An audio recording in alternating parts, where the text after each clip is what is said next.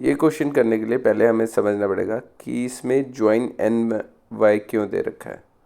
तो पहले हम सबसे पहले क्या करेंगे, क्या क्या गिवन है वो लिख लेंगे। तो गिवन क्या क्या है, m is mid point of X Y, जिससे X M equal to M Y बनता है। ठीक है, ये सारी वैल्यूज़ हमने लिख लेनी है ताकि हमें अंडरस्टैंडिंग बने रहे। सेकंड दे रखा है n is mid point of X Z, तो सिमिलरली हम लिख देंगे X N is equal to N Z. ये हमारा दूसरा पॉइंट आ गया। अब एक और बात दे रखी है जो कि बहुत इंपॉर्टेंट है, ज्वाइन वाई। तो एन वाई को हम अब ज्वाइन कर देंगे। ठीक है, ऐसे ज्वाइन कर देना हमने। तो इससे हमारा निकल के आते हैं दो नए ट्रायंगल्स, एक्स वाई एन और जेड वाई एन।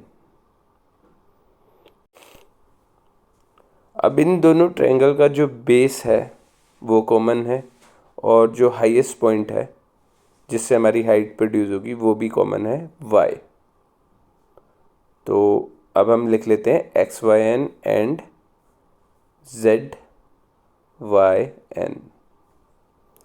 सो इनका बेस जो है इक्वल है पॉइंट 1 में, और पॉइंट 2 में हमने जो गिवन है उससे फाइंड आउट करा है कि बेस जो है सेम है या इक्वल है। कह सकते हैं हम इक्वल भी लिख सकते हैं। अगर आपको लग रहा है कि सेम वर्ड सही नहीं है तो आप इक्वल लिख दो, X N is equal to N Z. और हाइट जो है हमारी, हाइट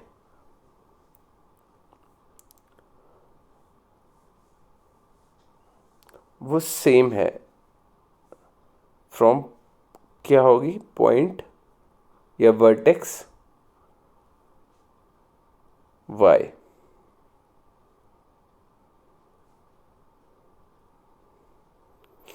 जो कि बेस पे बनेगी एक्स एन और एन जेड पे। सो अब इससे हमारा क्या प्रूफ हो जाता है, जो एरिया है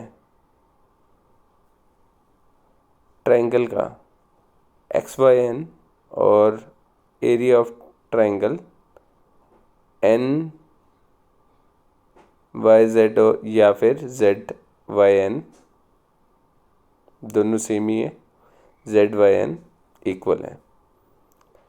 अब इससे हमारे एक पॉइंट निकल के आता है कि ये दोनों ट्रायंगल मिला के हमारा क्या बन रहा है, whole triangle X Y Z.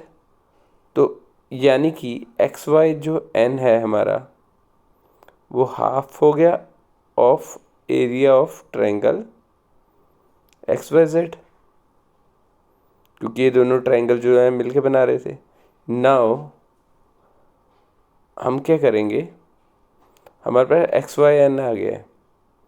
तो अब हम एक्स वाई एन में जो दो ट्रायंगल्स हैं, X M N and Y M N, जिनका बेस इक्वल है, हाईएस्ट पॉइंट भी इक्वल है, तो उसको करेंगे similarly in triangle X M N and triangle Y M N. Okay, गलत हो गया, एम एन। इसमें भी same, both base are same और equal.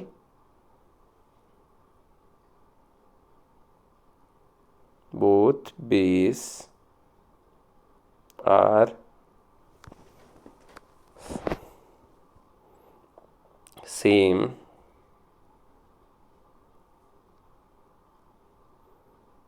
X M is equal to Y N. ओहो, ये ऊपर से मिट गया, एक्स एन एन जेड।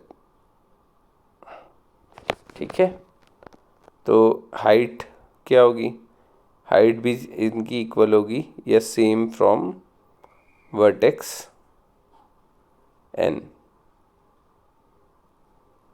है ना, वर्टेक्स एन से, है ना।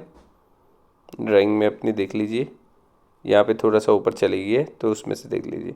तो इससे हमारा क्या निकल के आ रहा है, area of triangle X M N is equal to area of triangle Y M N.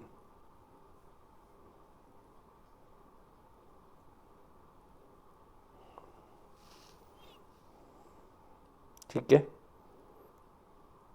इसको हम 3 मान लेते हैं जो ऊपर फाइंड आउट कर रहा। Area of triangle X M N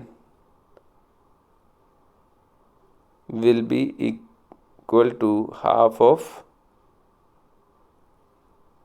area of triangle X Y N, क्योंकि यहाँ भी वही फार्मूला यूज़ होगा कि ये दोनों मिलके जो है एक्स एम एन और वाई एम एन मिल बनाते हैं X Y N.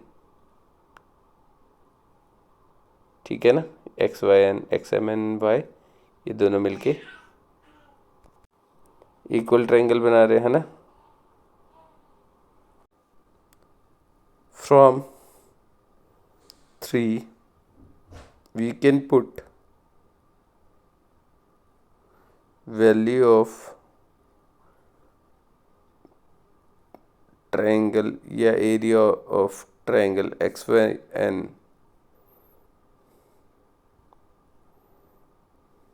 X Y N तो area of X M N triangle X M N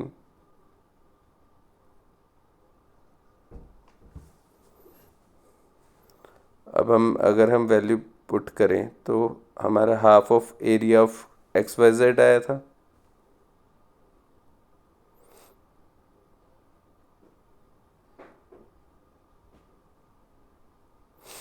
अगर हम एक्स एम एन 1/2 को मल्टीप्लाई करेंगे तो 1/4 आ जाएगा।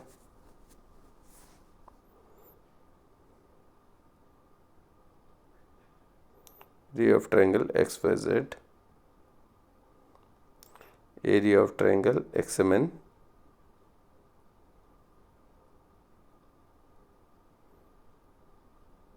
अब हमें इसे इसका क्या निकालना है, रेशियो। तो area of triangle X M N upon, अगर हम वैल्यू को area of triangle X Y Z को इस लेफ्ट हैंड साइड ले आए तो हमारा आंसर आ जाएगा X Y Z is equal to 1/4, यानी कि 1/4, यही हमारा आंसर है। तो ये बहुत इंपॉर्टेंट क्वेश्चन है।